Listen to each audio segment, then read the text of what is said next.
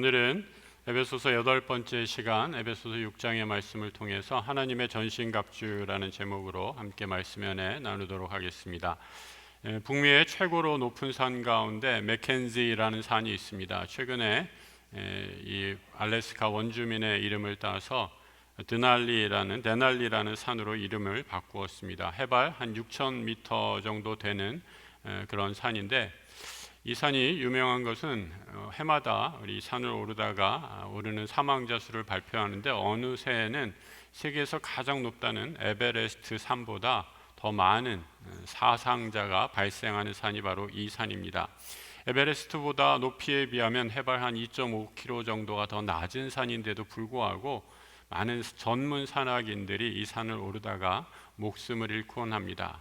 그리고 가장 목숨을 많이 잃는 경우는 산을 정복하고 내려오는 길에 하산하다가 안타까운 목숨을 잃게 된다라는 거죠. 전문 산악인들이 산에 오르다가 내려오는 가운데 자연적인 여러 가지 어려움도 있지만 가장 큰 이유는 방심하기 때문이다라고 이렇게 말합니다. 영적 전쟁에서 방심은 치명적인 결과를 불러오기 마련이죠. 우리가 영적 전쟁에서 제일 방심하기 쉬운 때가 어느 때인가 생각해 보면 바로 은혜를 받은 다음 날이 아닌가 생각합니다. 하나님 만나서 그 은혜를 찬양하고 감사하지만 곧 시험에 빠지게 됩니다. 깨어서 기도하지 않으면 시험에 빠지게 되죠. 사탄은 말씀드린 것처럼 무시무시한 모습으로 우리에게 나타나는 것이 아니라 우리를 교묘한 방법으로 속이고 매일매일 조금씩 악의 길로 인도하는 것을 보게 됩니다. 그래서 성경은 우리에게 늘 깨어서 기도하라라고 이렇게 권면해주고 있습니다. 에베소서는 사도 바울이 쓴 13권의 편지글 가운데 교회론의 정수를 보여주는 그런 책입니다. 바울은 에베소 교회의 성도들에게 마지막으로 권면을 하면서 하나님 나라를 위해, 영적 전쟁을 위해 깨어 있을 것을 당부하고 있습니다. 교회 공동체는 영적 전쟁이 일어나는 최전선의 아주 치열한 싸움터이기 때문이죠. 그래서 우리는 영적 전쟁터인 이 교회에서 우리가 싸우는 상대를 잘 알아야 합니다. 성도의 영적 싸움의 대상이 누구인가? 오늘 본문 12절에서 이렇게 말씀해주고 있습니다. 같이 한번 읽어보겠습니다. 우리의 씨름은 혈과 육을 상대하는 것이 아니요 통치자들과 권세들과 이 어둠의 세상 주관자들과 하늘에 있는 악의 영들을 상대함이라. 우리의 씨름이 혈과 육을 상대하는 것이 아니다라고 말합니다. 혈과 육을 가리키는 말은 불신자들, 안 믿는 사람들을 말합니다. 영적 싸움은 이런 안 믿는 사람을 대상으로 하는 싸움이 아니다라는 것이죠. 오히려 그 배후에 보이지 않는 악을 조장하는 통치자와 권세와 이 세상 주관자의 하늘의 악한 영들, 사탄과의 싸움임을 말씀하고 있습니다. 세상에 수많은 종교가 있습니다. 그런데 어떤 종교들은 사람을 자유와 해방으로 이끄는 것이 아니라 죄책감과 더 깊은 공포에 빠뜨리는 그런 종교도 있는 것을 보게 됩니다. 우리 예수님은 어떻게 말씀하셨나요? 우리 기독교는 진리의 종교 아닙니까? 너희가 진리를 알지니 진리가 너희를 자유케 하리라 선포합니다. 하나님을 바로 알고 진리 되신 예수 그리스도를 바로 섬기면 우리 안에 하늘의 자유와 평강이 임하게 됩니다. 오늘 예배를 통해서 하늘로부터 내리는 이 자유와 평안을 경험하는 우리 모든 성도들 되시길 주님의 이름으로 축복합니다. 영적 전쟁은 이 맨손으로 나가 싸우는 것이 결코 아닙니다. 바울은 오늘 우리에게 영적 전쟁을 위해서 우리가 무장해야 할 전신갑주가 있다라고 말하죠. 제일 먼저 진리의 허리띠를 말씀합니다. 바울은 아마 이 성경을 쓰면서 로마 군들이 입었던 이 무장한 옷을 생각했으리라 여겨집니다. 로마 군인들은 앞치마 형식의 가죽 옷을 입었습니다. 이 가죽 옷을 입고 가죽 혁띠를 차고 이 치마 같은 것이 흘러내리지 않도록 단단하게 붙들어 매었죠. 여러분, 가끔 올림픽에서 우리 장미란 선수 기억나시죠? 이 무거운 역기를 들 때 으라차차 하고 이렇게 들 때 여러분 그 전에 꼭 해야 되는 것이 있습니다. 무거운 역기 바벨을 들 때 반드시 허리에 두꺼운 이 벨트를 메고 바벨을 들게 됩니다. 이 허리에 벨트를 제대로 차지 않으면 허리에 부상을 입게 되죠. 바벨이 꽉 있어야지, 제대로 허리를 받쳐줘야지 무거운 것을 들지, 이게 중간에 끊어지기라도 하면 큰 부상을 입게 됩니다. 성도가 정신갑주에 제일 먼저 차용할 허리띠의 이름, 바로 진리의 띠입니다. 참의 띠, 거짓이 없는 띠이죠. 성도는 진실해야 할 것을 말씀합니다. 정직함은 성도의 기본기이지요. 예수 믿는 사람이 거짓말 잘하고 속이고 장사한다라고 한다면 그 사람은 실력 없는 사람일 것입니다.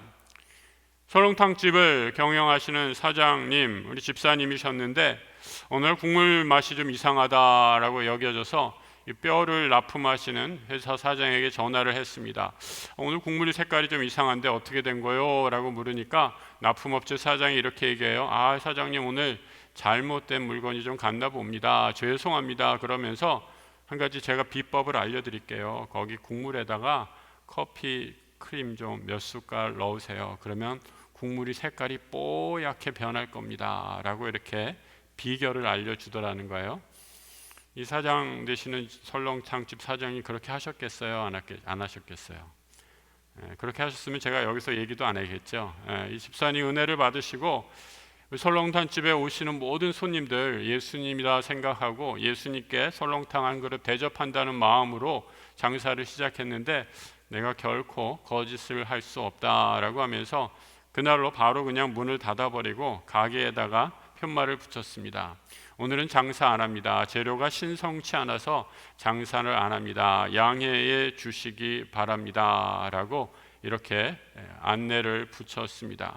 그런데 이상한 건 그 뒤로 이 집이 더 많은 소문이 나서 더 번창했다라는 거죠. 여러분, 뽀얀 국물 내기 위해서 다들 뭐 조금씩 타는데 정직하게 장사하니 입소문이 나서 사업이 더 잘 된 것입니다. 우리가 정직하지 못하는 이유는 무엇입니까? 정직하면 받게 될 눈앞에 있는 피해를 계산하고 있기 때문입니다. 하지만 진리의 띠를 두른 자들은 눈앞의 이익 때문에 거짓을 행하지 않습니다. 지금 당장 손해가 되더라도 참을 행하는 사람입니다. 우리 성도님들, 오늘 예배의 시간에 나는 정직한 하나님의 사람입니다 라고 결단하시기 바랍니다. 그리고 세상의 모든 거짓에 맞서서 진리의 허리띠, 참의 띠를 묶고 승리하시는 우리 성도들 되시길 우리 예수 그리스도의 이름으로 축복합니다. 하나님의 전신갑주로 또한 의의 호심경을 말하고 있습니다. 가슴에 붙이는 방패이죠. 화살이나 창으로부터 가슴을 보호하는 것입니다. 사탄이 우리에게 늘 거짓의 불화살을 쏘아대는데 그때마다 방어가 필요하기 때문입니다. 의의 호심경과 더불어서 평안의 복음에 준비한 신으라라고 말합니다. 운동화 같은 요즘에 신기 좋은 편한 신발이 아니라 그 당시 로마 군인들이 신었던 신발은 발 뒤꿈치 뒤에 이 징이 달려있는 그런 신발이었습니다. 그래서 적들과의 근접전에서 방패를 들고 서 있으면 뒤로 물러서지 않도록, 절대 밀리지 않도록 이 발꿈치 뒤에 징을 박았다라고 하죠. 우리가 작년에 존 버년의 철로 역정 시간에 함께 살펴보았죠. 크리스찬이 이 뷰티풀 하우스, 아름다운 집에 머물 때 성도들이 크리스찬을 무장을 시켜줍니다. 그런데 앞뒤로 다 머리부터 발끝까지 무장을 하는데 갑옷이 앞에만 가려져 있고 등 뒤에는 가려져 있지 않은 거예요. 크리스찬이 궁금해서 성도들에게 묻자, 아니 왜 내 등은 가려주지 않습니까? 그러니까 그 아름다운 집에서 섬기는 자매들이 이렇게 말하지요.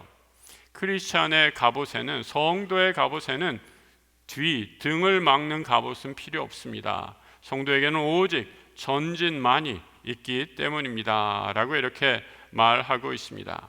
지난 팬데믹 3년 코로나의 시간을 지나면서 성도 여러분, 우리의 신앙이 많이 퇴보하고 게을러지지 않았습니까? 이제 우리의 신반끈을 고쳐매고 다시 일어나 달려 믿음의 경주를 달려야 할 때입니다. 복음의 신을 신고 이 복음을 세상 만방에 전하는 영적 승리의 삶을 살아야 할 때입니다. 다음으로 믿음의 방패를 소개해 주고 있습니다. 16절의 말씀 우리 같이 한번 읽어보겠습니다. 모든 것 위에 믿음의 방패를 가지고 이로써 능히 악한 자의 모든 불화살을 소멸하라 말씀하죠. 사탄이 우리에게 쏘는 불화살을 쏘며 공격한다라고 말하죠. 이때 믿음으로 이 불화살을 막아내지 않으면 화살에 맞고 쓰러지게 된다라는 겁니다. 마크 부캐넌이라는 목사님이 Things Unseen이라는 책을 쓰셨어요. 보이지 않는 것들이라는 제목이죠. 이 책에 소개된 내용입니다. 사탄이 경영하는 중고 물품샵이 있다라고 합니다. 그래서 이 물품에서 파는 것은 무엇이냐? 사람들을 속이고 유혹하고 골탕 먹이기 위한 온갖 유혹품들을 전시해 놓고 하나하나 팔고 있다라는 겁니다. 그리고 각각의 물건들에는 이 가격이 매겨져 있습니다. 탐욕이라는 물건에 아주 비싼 물건이 매겨져 있죠. 이미 검증받은 중고시장에서 아주 사람을 속이는데 검증받은 물건이어서 가격이 높습니다. 탐욕이라는 물건 바로 옆에는 수근거림이라는 탐욕보다 조금 높은 가격의 물건이 아주 잘 인기 있게 판매가 되고 있습니다. 또 수근거림 옆에는 교만이라는 물건을 팔고 있는데 이 교만은 거의 탐욕의 2배나 되는 아주 비싼 가격에 거래가 되고 있다라고 합니다. 그런데 놀라운 것은 탁자 한 모퉁이에 아주 볼품없고 별로 좋아 보이지는 않는 낡고 쾌쾌한 냄새를 풍기는 물건 하나가 딱 놓여 있고 거기에 가장 비싼 가격이 붙어 있었다라는 거죠. 이게 대체 뭐요? 라고 이렇게 묻자 사탄이 이렇게 대답합니다. 아, 그거요? 내가 가장 소중히 여기는 물건이죠. 아마 여기 있는 물건들 중에 요즘 말로 가성비 최고일 것입니다. 아주 유용한 물건이죠.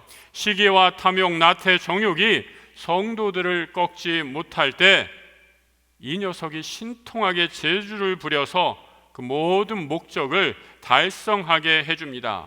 아마 이 탁자 위에 있는 다른 모든 도구보다 이 녀석이 성도를 무너뜨리고 시험에 빠뜨린 숫자가 훨씬 더 많을 겁니다. 이 물건의 이름은 바로 낙심입니다. 성도 여러분, 우리는 때로는 건강의 어려움으로 낙심합니다. 또 우리 가정이 생기는 크고 작은 일 때문에 낙심하는 일도 생기죠. 부부와 남편과 아내 때문에, 부모와 자녀들 간의 관계로 낙심합니다. 또 여러 가지 힘든 경제적인 사정으로 힘들고 낙심할 때도 있습니다. 내가 바라는 것은 하나도 이루어지지 않고 그래서 낙담합니다. 남들은 잘 되는 것 같은데 나만 힘든 상황에 처해 있는 것 같아서 때로는 또 낙심하게 되지요. 사탄이 나에게 낙심의 불화살을 쏘는 것임을 성경은 가르쳐 주고 있습니다. 사탄이 우리에게 이렇게 낙심의 불화살을 쏘아들 때 우리가 어떻게 이겨야 하는가? 바울은 갈라디아서 6장에서 이렇게 말씀하고 있습니다. 같이 한번 읽어보겠습니다. 우리가 선을 행하되 낙심하지 말지니 포기하지 아니하면 때가 이름에 거두리라. 농부는 씨를 뿌리고 그날 바로 열매를 기다리는 어리석은 행동을 하지 않습니다. 기다려야 열매가 생긴다라는 것을 누구보다도 잘 알기 때문입니다. 기다리고 또 기다리면서 하나님의 때에 열매를 주실 것을 깨닫기 때문이죠. 우리가 할 것은 무엇입니까? 포기하지 말고 주님을 바라보면서 믿음의 걸음을 매일매일 뚜벅뚜벅 걸어가는 것, 그것이 바로 낙심하지 않는 성도가 영적인 전쟁에서 승리하는 비결인 것이지요. 로마 군인의 방패는 불화살을 견딜 수 있도록 방패의 끝단을, 이 주변을 가죽으로 이렇게 덮었다라고 합니다. 그래도 가죽에 불이 붙을 수 있기 때문에 전쟁 직전에 그 방패, 가죽으로 덮은 방패를 물에 오랫동안 적신 후에 전쟁에 임했다라고 말하죠. 우리가 가진 믿음의 방패, 여러분 무엇에 대한 믿음입니까? 바로 하나님의 약속의 말씀에 대한 믿음입니다. 하나님이 내 인생을 바른 길로 인도해 주실 것이라는 믿음, 이 믿음 없이는 내가 단 한순간도 바로 설 수 없다는 믿음, 이 믿음이 나를 지키고 인도하신다는 믿음을 가지고 이 땅을 살아가는 것이지요. 우리는 이 믿음 없이는 하나님이 주신 이 방패를 소유할 수 없습니다. 그래서 성경은 믿음은 바랄 수 없는 중에도 바라는 것이다 라고 말씀하고 있습니다. 백세의 아브라함은 아무도 기대할 수 없는 가운데 불가능하다고 여겼고, 자신도 불가능하다라고 생긴 그 말씀을 하나님이 말씀하셨기에 아멘으로 받아들입니다. 그 약속을 주신 분이 하나님이시기 때문이죠.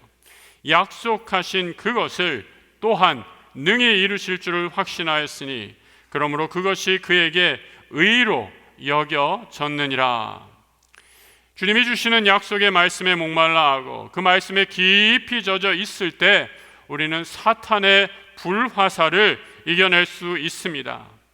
말씀이 없이는 믿음도 없고, 믿음이 없이는 승리도 없음을 기억하고, 우리에게 약속하신 말씀을 붙잡고 승리의 삶을 살아가는 우리 성도들 되시기를 축복합니다.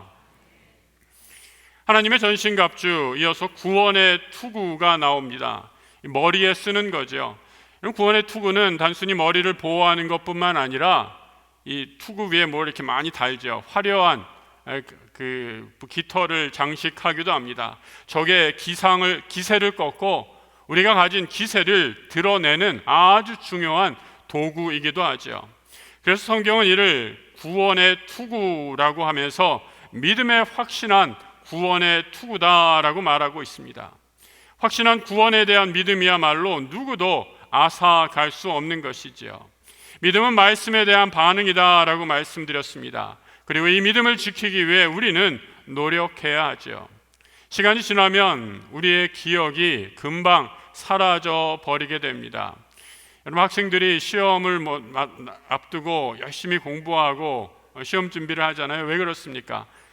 공부한 것, 배운 것을 기억하기 위함이죠.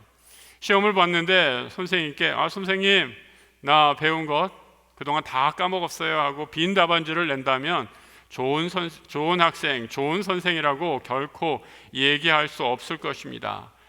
배운 것, 들은 것 잘 기억해야 좋은 학생이죠. 믿음에도 똑같이 적용됩니다. 우리가 들은 것 잊어버릴 수 있지만 말씀만은 꼭 붙들고 기억해야 합니다. 하나님의 말씀을 어떻게 기억해야 하는가? 시편에 하나님의 말씀을 기억하는 방법을 이렇게 얘기해 주고 있습니다. 119편 97절의 말씀인데요, 같이 한번 읽어보겠습니다. 내가 주의 법을 어찌 그리 사랑하는지요, 내가 그것을 종일 작은 소리로 읊조리나이다.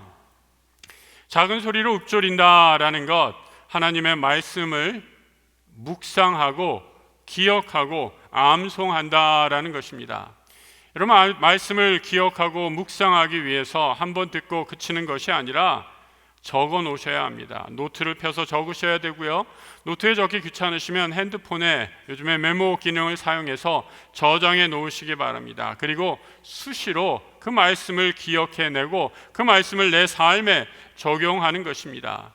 그렇게 말씀을 묵상하고 또 묵상할 때 어느 순간에 이 말씀이, 나와 멀어지게 느껴졌던 그 말씀이 나의 말씀으로 고백되게 되지요. 말씀이 나의 것이 되는 순간입니다. 그때의 기쁨을 시편 기자는 103절에서 이렇게 말하고 있습니다. 주의 말씀의 맛이 내게 어찌 그리 단지요, 내 입에 꿀보다 더 다나이다. 얼마나 놀라운 고백입니까? 나와는 아무런 상관이 없는 말씀으로 생각했는데 이 말씀을 묵상하고 읊조리고 또 기억하면서 이 말씀이 마침내 나의 것이 되어서 이 말씀을 고백할 때에, 여러분, 이것이 바로 형제 자매들과 나누는 간증의 시간이다라고 말씀드릴 수 있습니다. 구원이 깨지지 않는 확실한 투구를 쓰게 되는 거죠. 구원의 확신은 나를 살리는 것이 오직 예수 그리스도 한 분밖에 없음을 믿음으로, 확신으로 나아가는 것입니다. 오늘 죽어도 나는 주님의 은혜 안에 천국에 갈 수 있습니다라는 믿음의 확신을 가지신 거죠. 약속하신 분이 하나님이심을 믿기에 그 믿음으로 이 땅을 살아가는 것입니다. 예수님은 구원의 확신을 가지고 예수 그리스도께 나아오는 모든 자들을 맞아 주시겠다고 말씀하죠. 아버지께서 내게 주시는 자는 다 내게로 올 것이요 내게 오는 자는 내가 결코 내쫓지 아니하리라. 우리가 기도할 때마다 예수님의 이름으로 기도합니다라고 기도한 후에 아멘이라고 마무리하지 않습니까? 그렇게 마무리하는 이유, 바라고 구한 것 하나님께서 반드시 이루어 주심을 믿고 아멘 하는 것이죠. 말씀대로 이루어지는 역사를 기대하고 소망하는 것입니다. 예수만이 나를 구원하시고 예수만이 나를 천국으로 인도하심을 확신하고 이 구원의 믿음의 확신을 투구를 쓰고 날마다 주님과 동행하는 우리 성도들 되시길 주님의 이름으로 축복합니다. 지금까지 하나님의 전신갑주 모두가 다 방어용 무기였다면 마지막에 성령의 검을 말씀하면서 하나 있는 공격 무기를 얘기하고 있죠. 성령은 검이 가진 능력을 말합니다. 성령의 검으로 거짓 교사들의 잘못된 가르침, 사탄과 영적 세력에 맞서 싸우라라고 말하고 있습니다. 지금도 그렇지만 사도 바울의 시대에 많은 이단들이 횡행했던 그런 시대이죠. 말씀으로 무장해서 성령의 검으로 무장하지 않으면 시험에 빠지게 되는 것이죠. 바울이 오늘 하나님의 전신갑주를 얘기하면서 이 무장을 얘기하는데 여기서 말하는 영적 무장은 나 혼자 하는 것이 결코 아닌 것을 보게 됩니다. 우리말 성경에는 잘 드러나 있지 않은데 원문을 보면 이 전신갑주를 위해 사용된 모든 동사는 단수가 아니라 복수로 사용이 되고 있습니다. 나 혼자 멋진 갑옷 입고 칼을 휘두르면서 폼나게 전쟁하는 것이 아니라 모든 믿음의 공동체가 함께 영적 악의 세력에 맞서 싸워야 하는 교회의 전쟁이다라고 말씀하고 있는 것이지요. 가끔 기도 순서를 맡으신 분들이 이 단에서 기도하고 이제 찬양대 쓰기 위해서 바로 찬양대 쓰게 이렇게 서게 돌아가시면 자리에 앉자마자 가운을 받고 새로운 가운을 이렇게 입혀주시는 걸 보게 돼요. 그때마다 제가 보는 게 옆에 있는 분들이 가운 입혀주시려고 이렇게 도와주시더라고요. 저는 그 장면을 볼 때마다 동물의 왕국에서 침팬치가 생각이 납니다. 침팬치가 여러분 서로 이렇게 그루밍 한다고 그러잖아요. 사실 이게 좋은 의미인데 서로 이렇게 털갈이 해주고 가려운데 긁어주고 벌레도 잡아주면서 이 동물학자들의 의견에 의하면 이 그루밍이 서로의 친목과 그 하나됨을 강조하는 굉장히 중요한 그런 상호 의사소통의 수단이다라는 겁니다. 하나된 것을 확인한다라는 거죠. 여러분, 사탄이 우리를 두루 삼키며 돌아다니는데 혼자 무리에서 떨어지면 사탄의 먹잇감이 되기 쉽습니다. 깨어 기도하며 믿음의 공동체 안에 머물러야 승리할 수 있습니다. 에스겔 선지자가 본 환상도 마찬가지였죠. 죽음의 골짜기에 마른 뼈들이 다 널브러져 있을 때는 아무런 쉼이 없었는데 그때 하나님의 생기가 임하게 되면서 뼈와 뼈가 맞춰지고 그 위에 살이 돋고 가죽이 생겨서 최후에 어떻게 변하게 됩니까? 하나님의 군대로 이루어 되살아나게 됩니다. 교회 공동체는 하나 되면 뭉치면 살고 흩어지면 죽는 그런 존재이지요. 믿음 안에서 하나 되는 성도가 되어야 하죠. 영적 무장을 마친 후에 바울은 오늘 마지막으로 이렇게 18절에서 권면하고 있습니다. 18절의 말씀 같이 읽어보겠습니다. 모든 기도와 간구를 하되 항상 성령 안에서 기도하고 이를 위하여 깨어 구하기를 항상 힘쓰며 여러 성도를 위하여 구하라. 하나님의 전신갑주 영적 무기는 바로 기도를 통해 그 기능을 발휘하게 됩니다. 깨어서 기도하라라고 말씀하고 있습니다. 깨어 기도하는 것이 중요합니다. 베드로는 깨어 있었는지는 모르지만 기도하지 못해서 예수를 저주하면서 나는 예수를 모른다라고 부인까지 했습니다. 그래서 마틴 루터는 기도의 중요성을 이렇게 말하고 있습니다. 옷 만드는 것은 재봉사의 일이고 구두를 고치는 것은 구두 수선공의 일이지만 기도하는 것은 성도의 일이다라고 말하고 있습니다. 우리는 성령 안에서 깨어서 기도해야 합니다.